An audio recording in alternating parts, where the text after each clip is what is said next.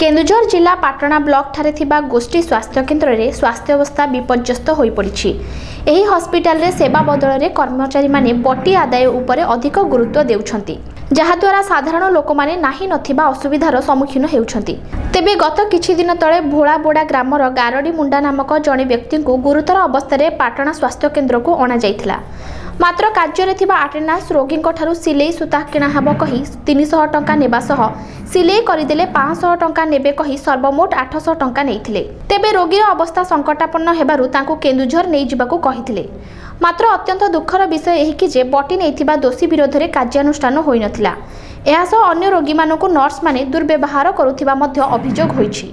तेणु यार विभागीय तदंत पाई सीडीएम और स्वास्थ्य मंत्री तथा जिलापाल दृष्टि आकर्षण करने को प्रकाश करिसेंति गरीब जनसाधारण। केन्दुझर ढेंकीकोटरू विपिन बिहारी महंतଙ୍କ रिपोर्ट, मेट्रो टीवी।